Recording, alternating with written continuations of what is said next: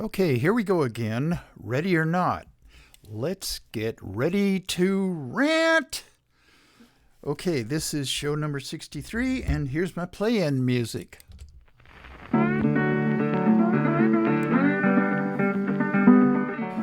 You are listening to KPCA LP, Petaluma, California, at 103.3 FM and worldwide at www.kpca.fm. And this is the Midnight Skeptic. The views of the Midnight Skeptic are not, repeat, not necessarily the views of KPCA or any of its affiliates.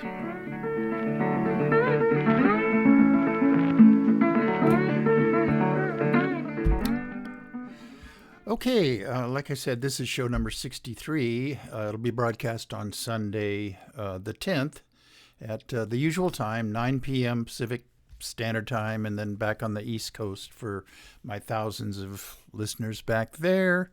It'll be midnight. It'll be actually midnight, and I am the skeptic. Okay, the righteous and correct views of the Midnight Skeptic, although they should be the views of everyone, they are not necessarily the views of Petaluma Community Access or of KPCA-LP 103.3 FM, although I'm sure that the station manager, you know who you are, holds my same views, my rather lefty, propagandist, liberal, progressive views, borderline socialist views, maybe not even borderline sometimes. Anyway, send all suggestions to the Midnight Skeptic at gmail.com. That's all one word, all lowercase.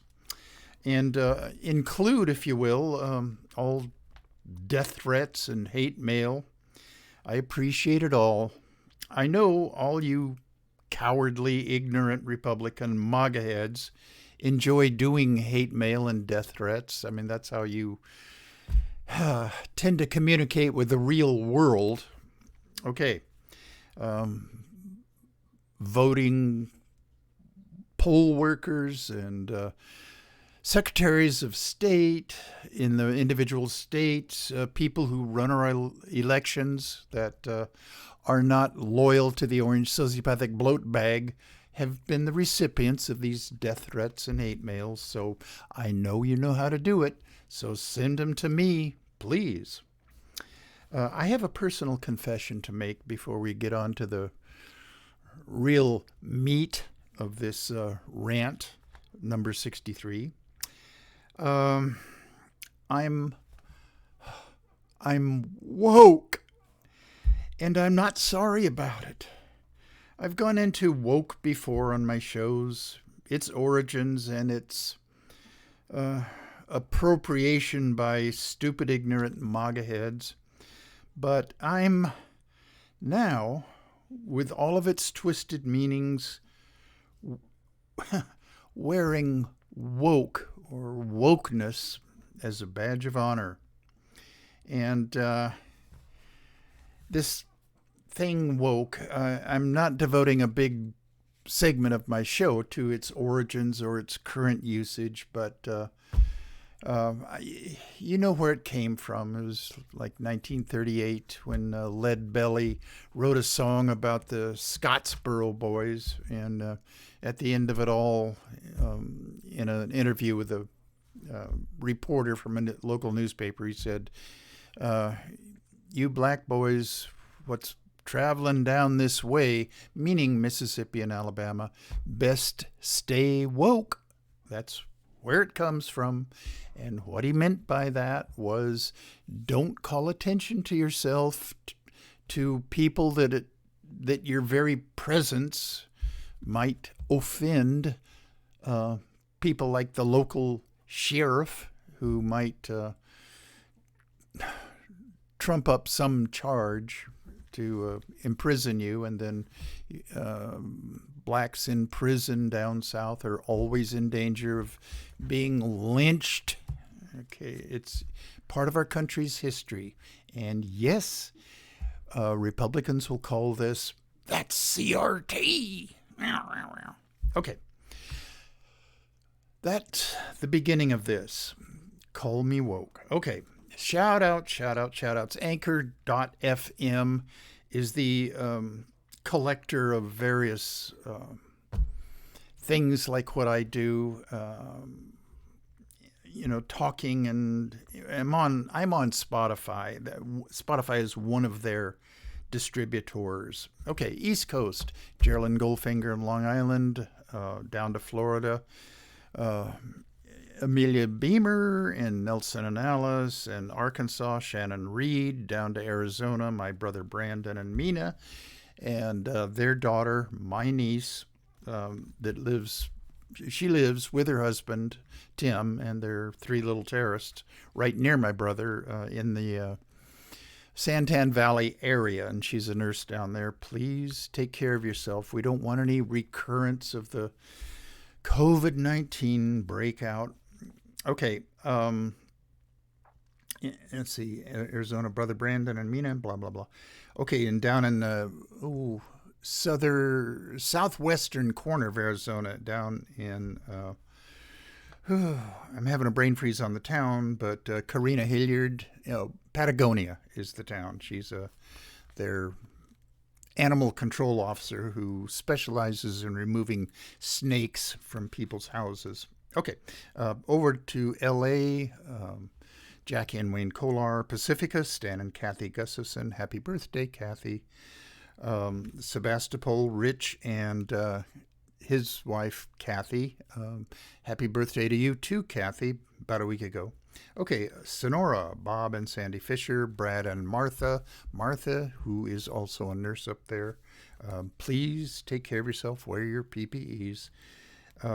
Darrell, Judy May, Kathy Francis, Leonidas Maciel, and then all the way down to Mexico City, Rosie Lopez Negrete, and locally, Nariman, and up in Sacramento, Dave and Rosie Takach, and then Mickey Huff, who is the godfather of Project Censored. And I've signed up for a Zoom panel discussion this Saturday coming up, organized by Mickey Huff, and it's about book censorship, which there is a Republican-sponsored wave of book censorship, banning and, in some cases, burning books of all kinds. And on this panel is going to be Maya Kobabe, the author of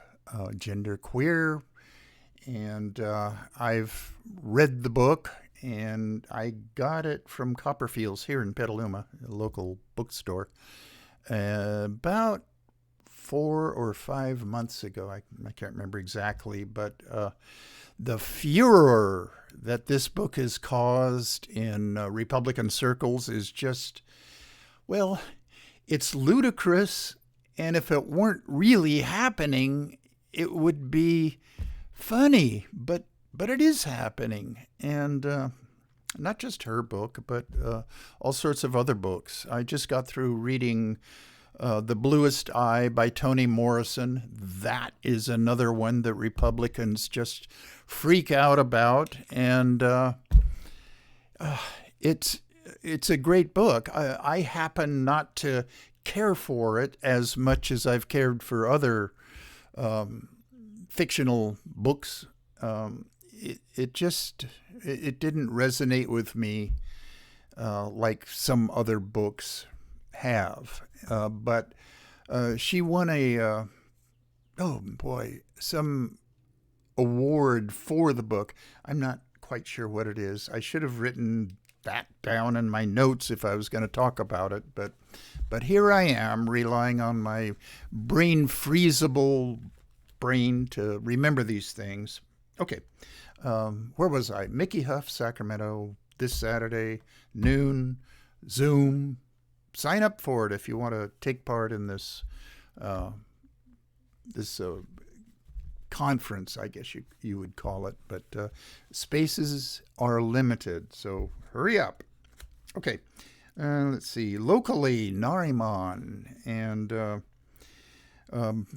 Kevin and Lori up in Katati, and I don't know. I don't have everyone in my notes here, so I'm going to kind of wing it. I have been winging it, and here we go. There's a correction, not a correction, but another brain freeze from the last week's show is who was the producer-director of the streaming series Transparent. Well, I couldn't remember it then, but the producer-director was Jill Soloway, Soloway. She goes by Joey Soloway now. I guess she's non-binary. How she came to my attention was her response to the concept of the male gaze, and I've talked about this about a year ago, I think, on my show. And I won't go into the details of it, but Jill Soloway gave a lecture that you can get on YouTube. She was speaking to the Northwestern University film students about her concept of the female gaze, which is infinitely more difficult to portray in movies or TV series or what have you. The male gaze is pretty easy. Boy, she's got great legs. Boy, check that rack out. Wow, I'd like to her.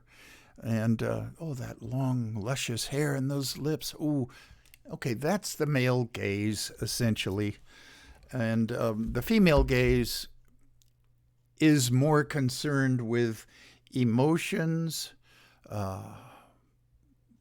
connections between people, etc., etc. I'm not going to go into it in any more detail than that, but that's what Jill Soloway in her lecture to the Northwestern film students talked about. Okay. Let's see. Transparent, female gaze, film and TV and streaming.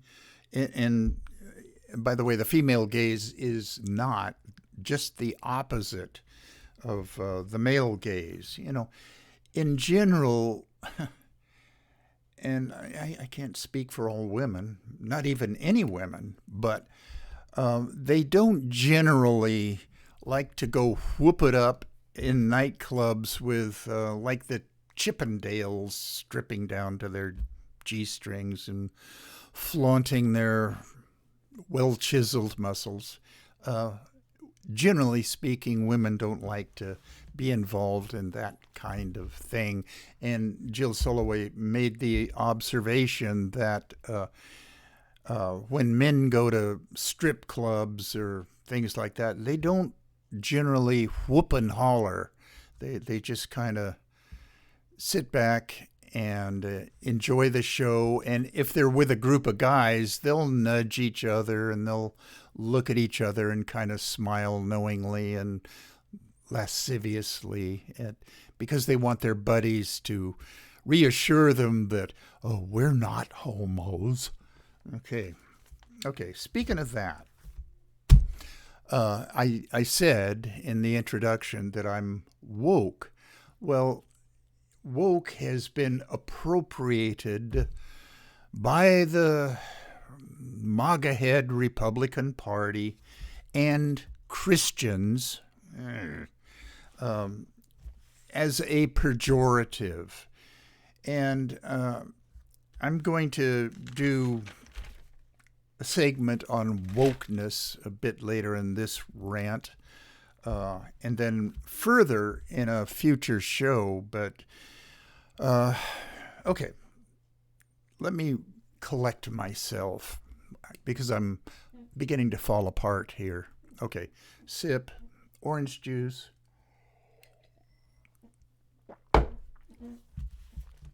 Okay. I'm not going to waste a whole heck of a lot of time on this conservative high school dropout, MAGA head. But here's a small window into the current mind of today's Republican cult. Yes, I said cult, and I mean it. Representative Lauren Boebert, a Republican representative from Colorado, tweeted, and I quote, "We require people to be 21 to purchase alcoholic beverages and 21 to purchase tobacco products.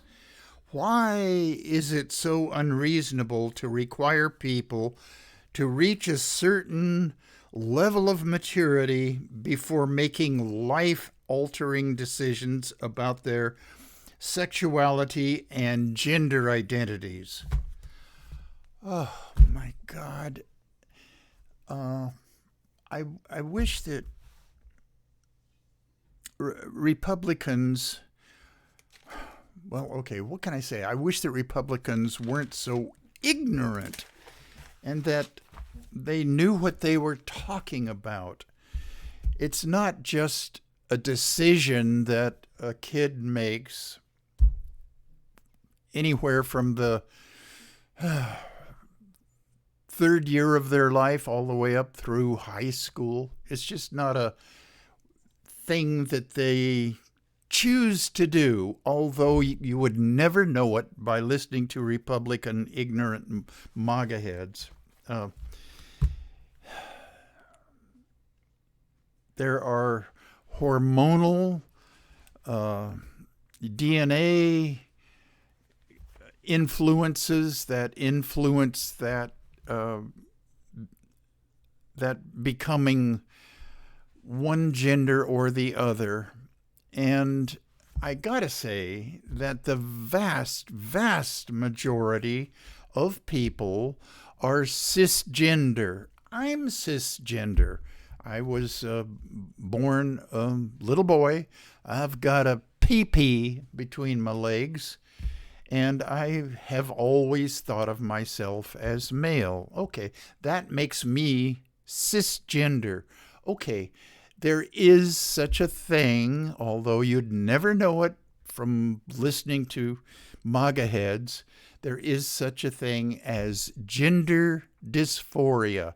It is a real thing, and it does bring distress to kids, regardless of how old they are when those sort of feelings come to the fore.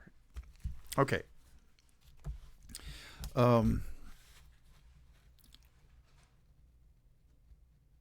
Okay. Yeah, okay. Enough of that for now. Okay.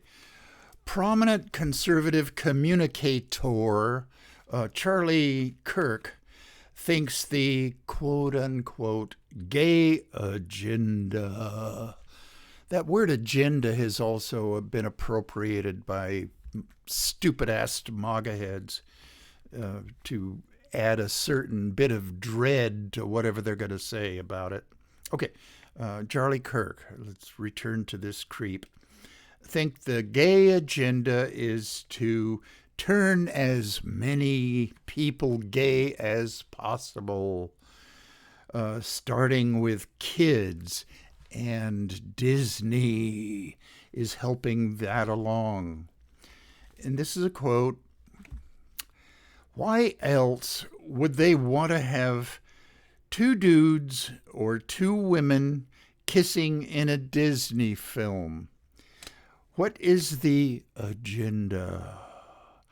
To expose kids to it, or to increase the ranks of the LGBTQ community?" And I guess, and I haven't watched a Disney movie or anything Disney for probably about 20 years, but I understand from online sites that in the background of a couple of recent Disney movies, there are two women or two men kissing. Now, I emphasize that's just background. It's the main characters are not doing this, but you'd never know this from listening to the right-wing, stupid-ass, MAGA-head paranoia. Okay, who's Charlie Kirk to be saying all this stuff anyway? Charlie Kirk is 28.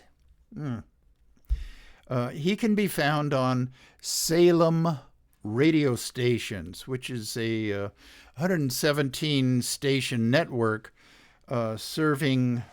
oh boy, I put a asterisk here directing me down to... Okay, serving who? Conservative and Christian listeners.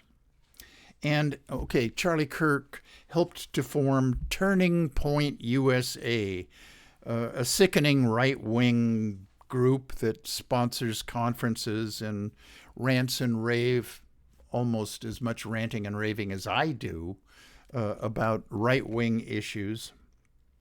And Charlie Kirk, bless Twitter, Charlie Kirk was suspended by Twitter for continually misgendering U.S. Assistant Secretary of Health Rachel Levine, a trans woman.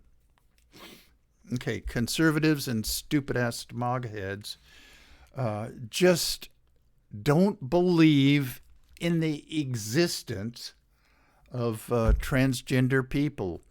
If it were up to them, they would just disappear off the face of the earth. Really, seriously. Okay. A teacher in Palm Beach County, Florida, shared this template letter to be sent home to their students' backpacks. Okay, now this is in response to that horrible Florida governor, Ron DeSantis, and the Republican Don't Say Gay bill.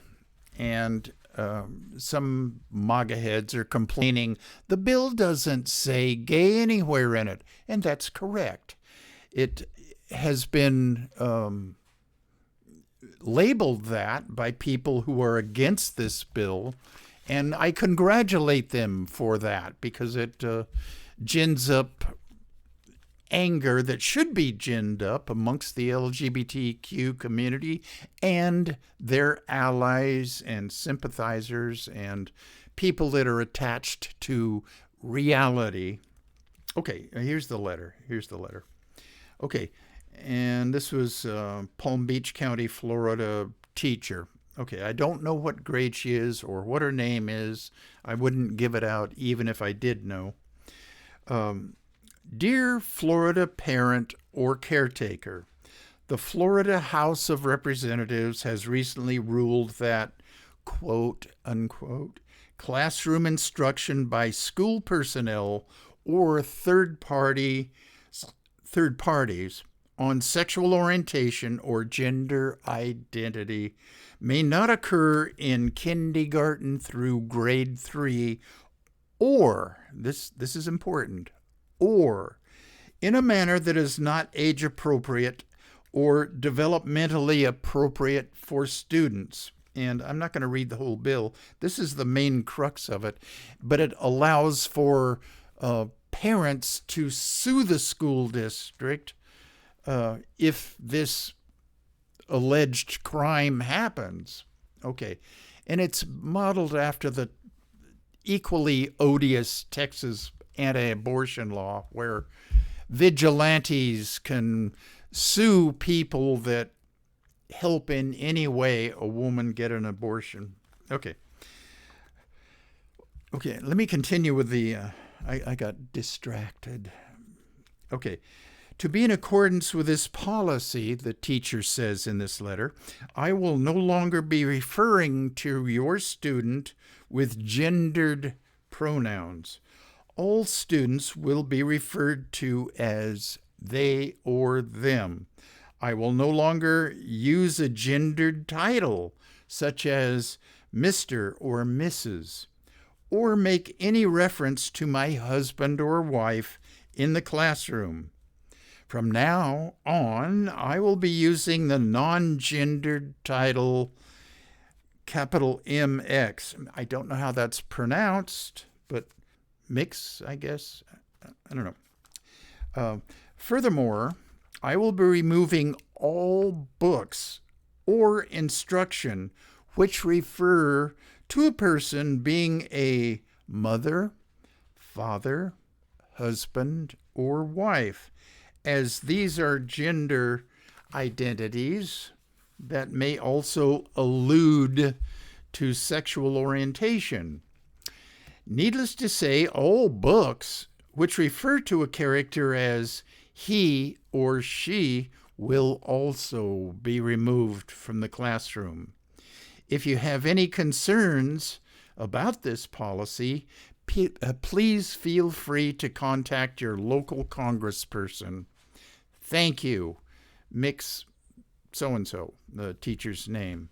And probably the stupid-ass Republican MAGA heads who are part of the orange sociopathic bloat bag cult wouldn't see the sarcasm here. They probably would think, gee, that's a good idea. That teacher is really on the ball. Okay. Quick break, quick sip, orange juice. I'm not drinking on the job. Okay. Related topic, but a different, run of my mind. The ALA, which is the American Library Association, has come out with its 10 most challenged books of 2021. Number 1, Genderqueer by Maya Kobabe. The reason? LGBTQ content and depictions of a sexual practice. Okay, now I read the book. It's about 340 pages long, and about 2/3 of the way through it, I ran across this one page of the girl depicted in the book, the young girl, and an older lesbian woman engaging in a sex practice. And one page out of 240, is that what Republicans have their underwear all in a knot over? It just goes to show you what the thinking of right-wing, conservative, Republican, stupid MAGA heads are like. Do I get tired of insulting them? No, I will keep doing it because that's my real, honest-to-God feelings about MAGA heads. Okay. All right. Number 2 was Lawn Boy by Jonathan Evison. It's because of LGBTQ content and sex, and I haven't read it. Number 3, All Boys Aren't Blue by George M. Johnson. Again, LGBTQ content, some profanity, and some sex. Number 4, Out of Darkness by Ashley Hope Perez. And that was objected to because of abuse, child abuse, and sex. I haven't read any of these. The one I'm going to come to that I have read is The Bluest Eye. We'll get to that in a minute. Okay, number 5 is The Hate You Give, and the U is just a capital U, by Angie Thomas. It's objected to by moralistic, stupid, conservative MAGA heads by profanity, violence, and anti-police sentiments. Okay. Number 6, The Absolutely True Diary of a Part-Time Indian by Sherman Alexie. Because of profanity, sexual references, and a derogatory term. I don't know what that is. I haven't read that either. But Sherman Alexie is a author. I think his first novel was Smoke Signals. Smoke Signals. I'm getting an echo again. But anyway, he's won all sorts of awards for his fiction. This is the latest. And the derogatory term probably is something like a redskin or a Injun, something like that. I don't know.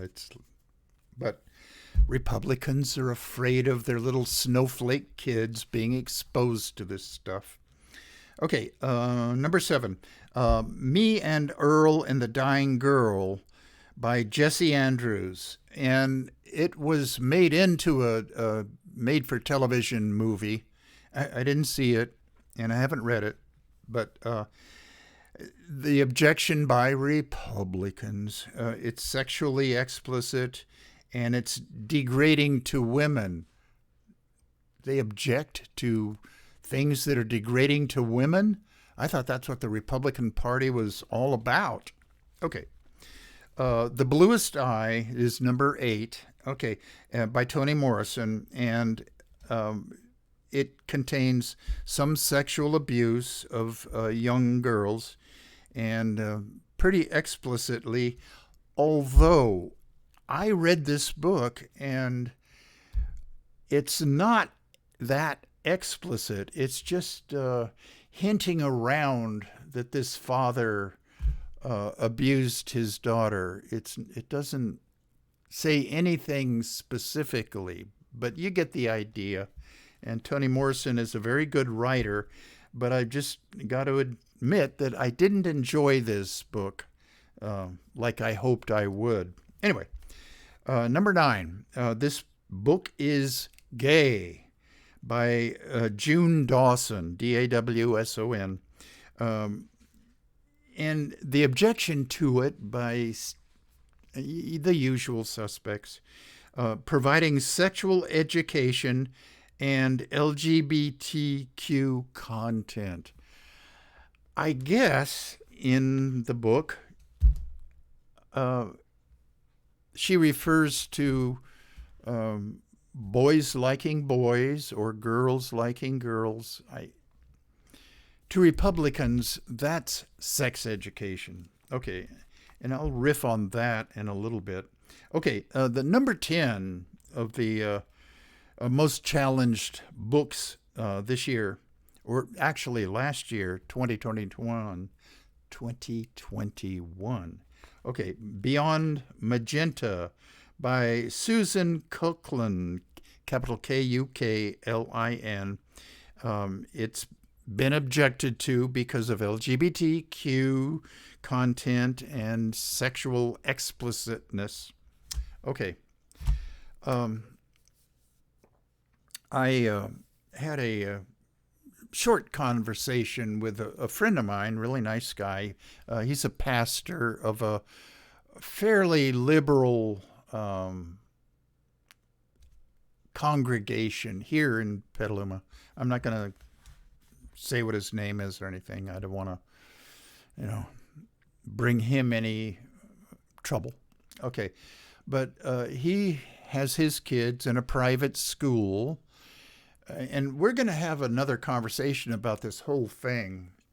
But the objection to that most MAGA heads, and he's not, is that suppose a gay teacher, which actually happened down in Arizona, has a picture of her fiancé on her desk. Okay, female teacher, picture of her female fiancé. She, in answering a student's question about, well, who is this lady? And the teacher answered excuse me, truthfully, that's my future wife-to-be. And that seemed to be okay. Damn, I'm sorry.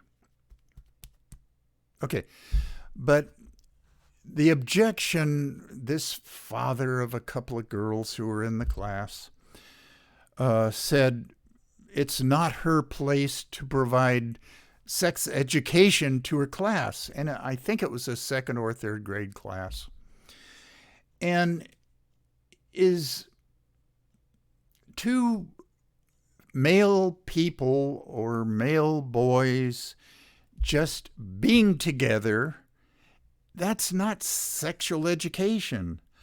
If a straight teacher, let's say it's a guy, Mr. Brown, has a picture of his wife and one of their kids or two or three kids, whatever, and a kid in the class asks, who is this lady and who are these kids? Well, Mr. Brown says, that's my wife, Marjorie. Is that going to make an image in the kid's mind of Mr. Brown and his wife, Marjorie, humping wildly in bed at night? I know. Or at least it shouldn't.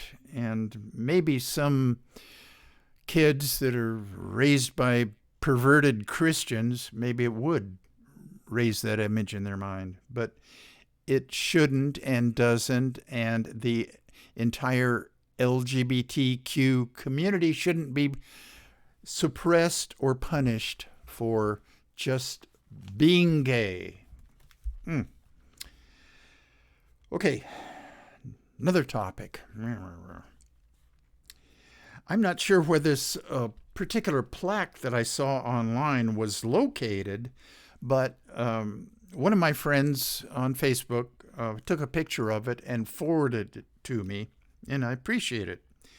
And this plaque, it's a bronze plaque mounted on a wooden pedestal somewhere in front of a public building of some sort. I don't think it was a church. It could have been. Okay.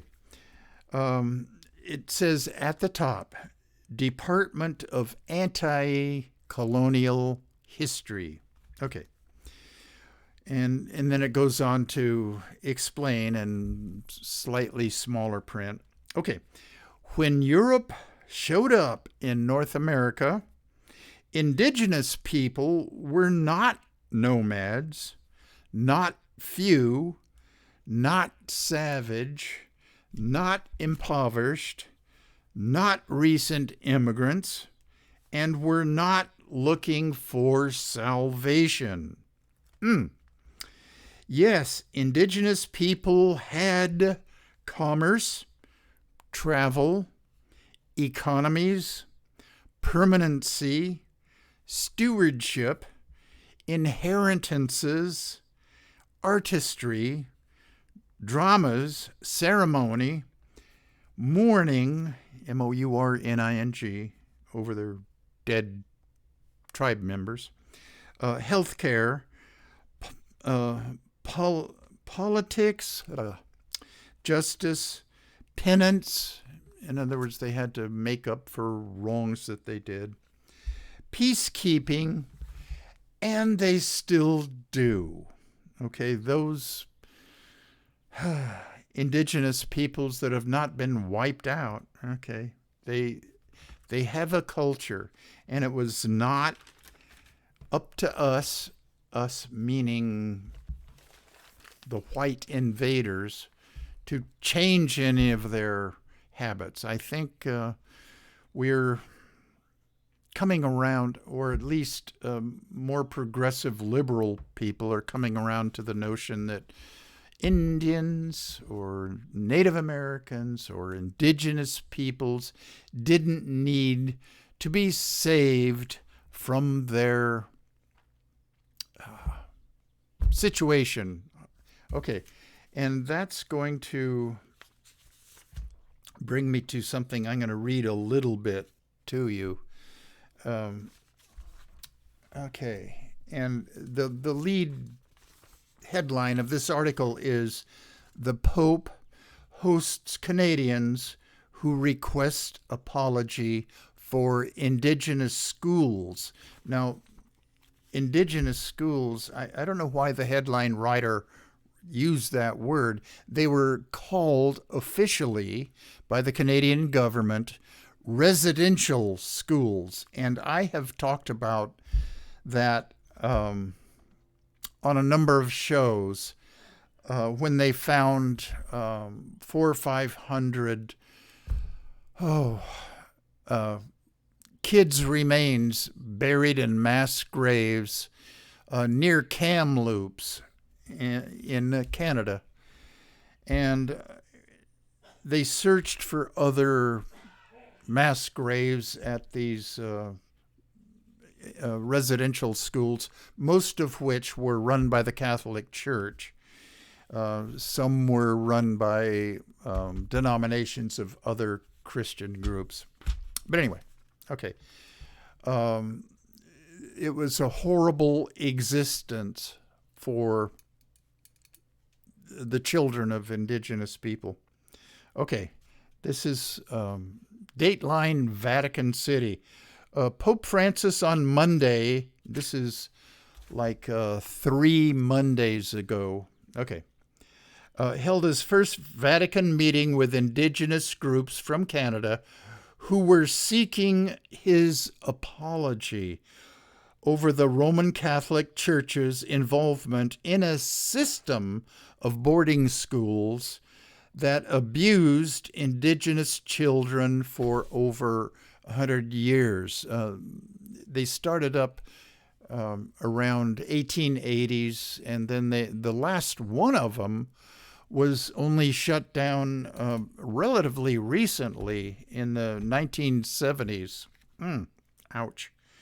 The meeting with 2 of Canada's 3 largest Indigenous groups suggests that the Pope, who had declined to apologize over the matter, is now prepared to discuss the Church's role as a way of making amends for the harm it caused. Okay, let me skip down here.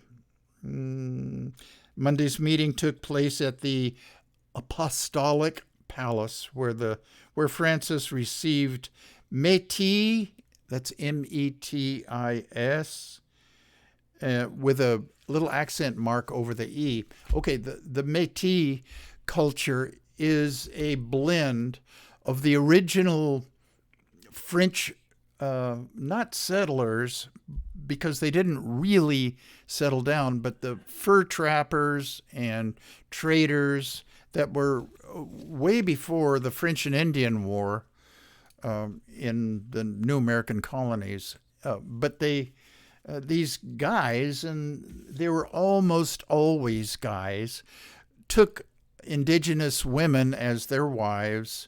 Okay, they had kids, and then their kids had kids, and blah, blah, blah.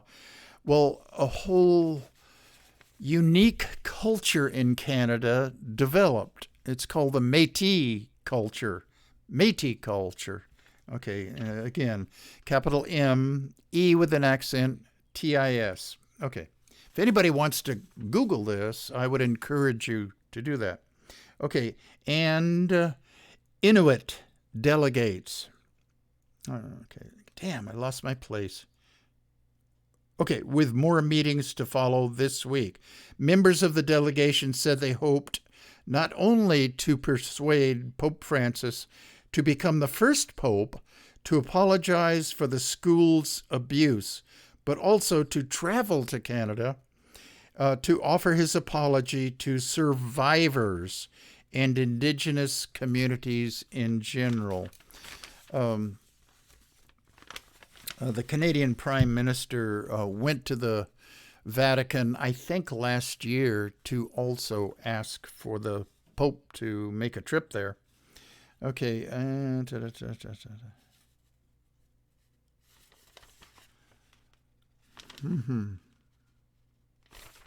It's been a very, very long wait, said Wilton Littlechild, the former Grand Chief of the Confederacy of Treaty 6 First Nations in Alberta and Saskatchewan, said last week before leaving Rome.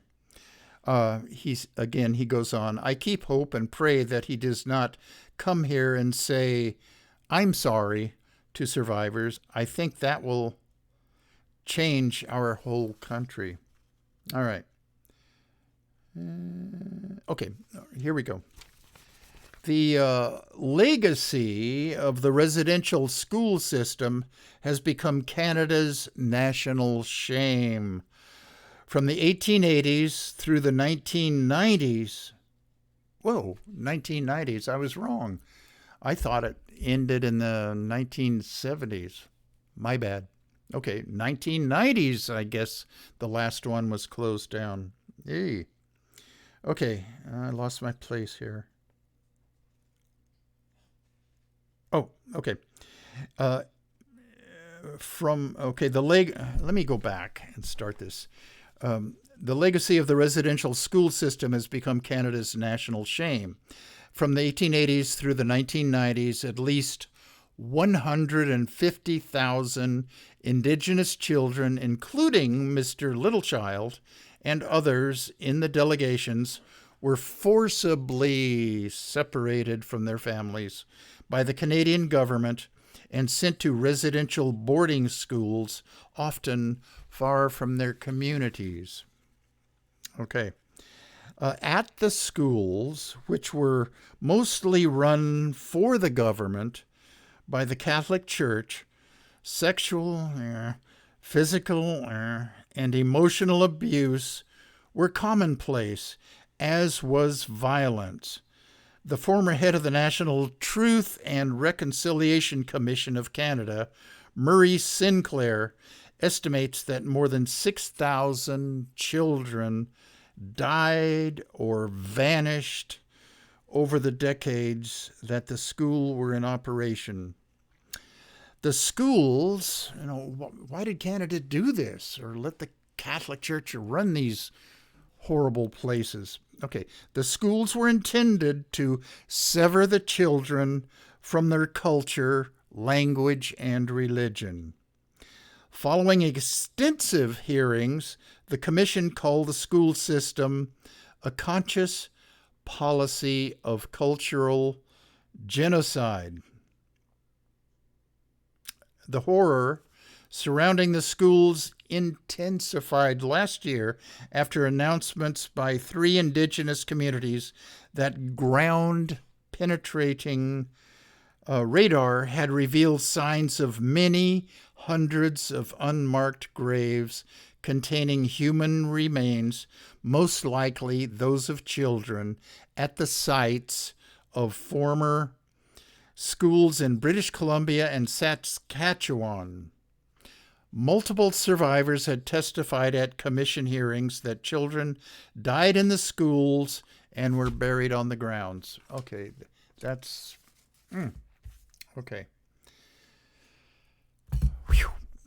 When I talked about the Canadian residential schools shortly after I read about these discovered mass graves, I read the testimony of this one lady, and I won't do it now, but it is extremely disturbing, and disturbing enough that it could only have been done by Catholics. Oh, Jesus. Okay, and maybe I'll do another program. Now, it's not just Canada. We had our own system of residential schools. They were called, in some cases, industrial schools. But I'll go into that, I promise. Okay. Okay, and now the Disney thing. Okay, I got to do a quick time check. All right, got time. A right-wing mob of mothers protested outside Disneyland in Los Angeles about Disney's support of LGBTQ issues in Florida. The ones that were interviewed mouthed the right-wing tropes and talking points that some Republican operative fed them. A conservative Disney employee says at this protest, quote, "It's gotten very hard to be someone with conservative values." I think that's a good thing. All right. And she goes on, "It's very hard to be righteous. To stand up for righteousness." The female speaker at the protest who said these things said she was a cast member at Disneyland. I guess she wears a costume or something. Okay. The protest was organized by a group called Hold the Line, and I will go into who did this group. Okay. The group is calling for people to boycott Disney in order to, and quote, keep their children innocent. Oh, God. On an upcoming show, I will talk about the innocence movement in Christian circles. They award these girls a ring of some sort.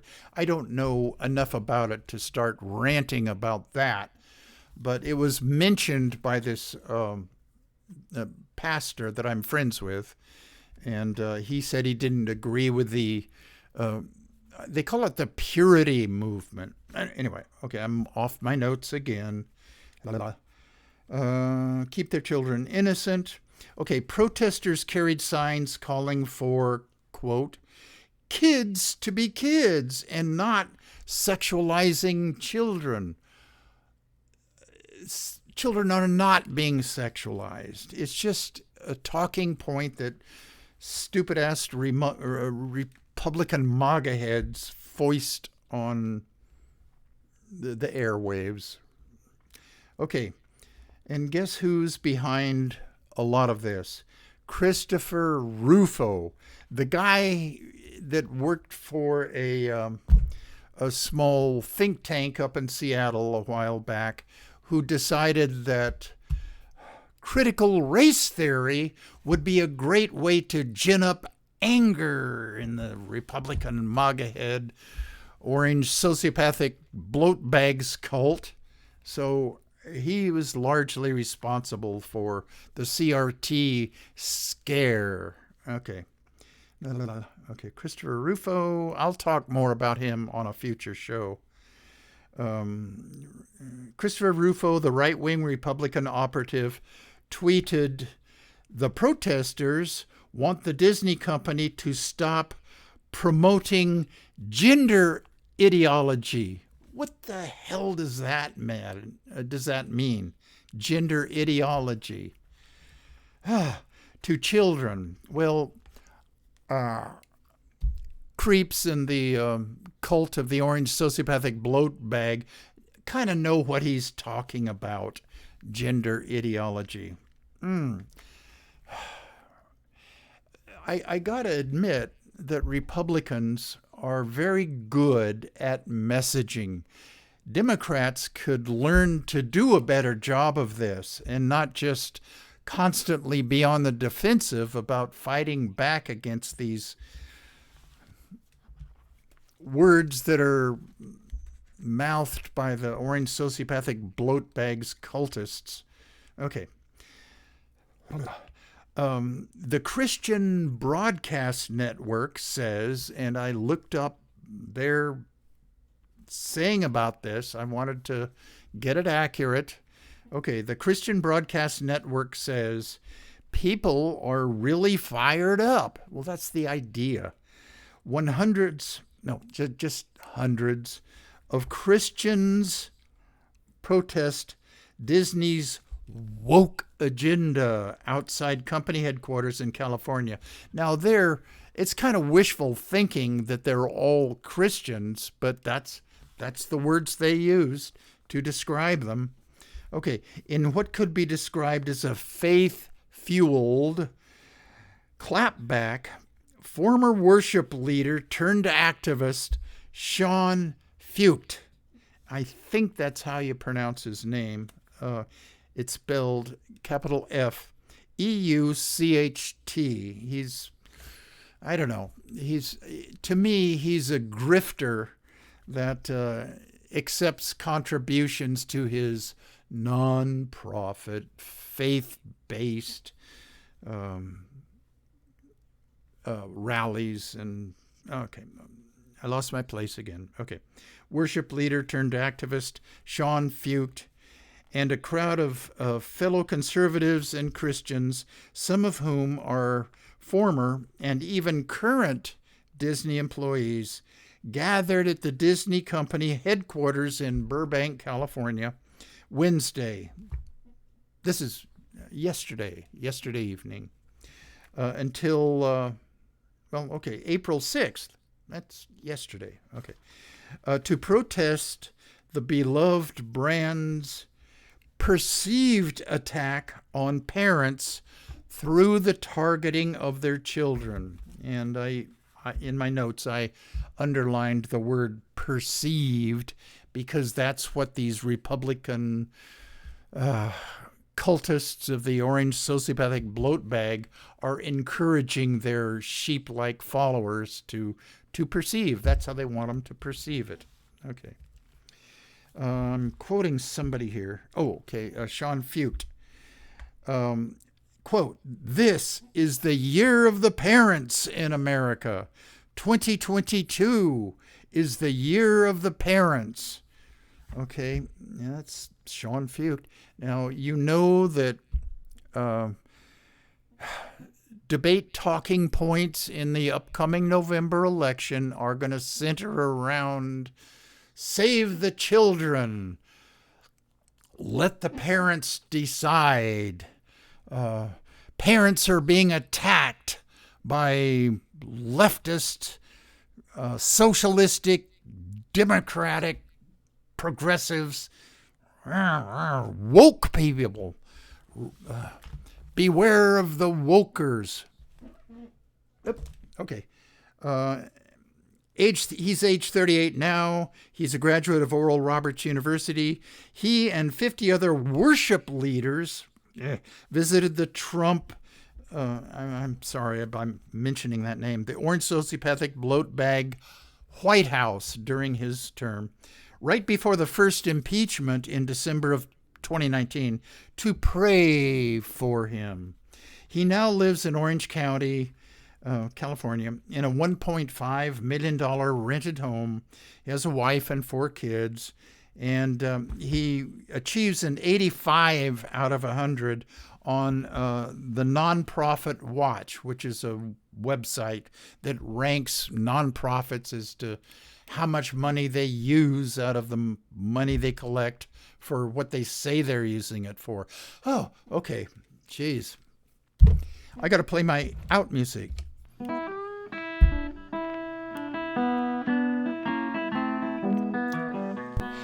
You have been listening to The Midnight Skeptic on KPCA LP, Petaluma, California. And we're at 103.3 on the FM dial and worldwide at www.kpca.fm. Support community radio at patreon.com/Petaluma Community Access. And remember, think critically, think logically, but live joyously, and most importantly, pet your cats.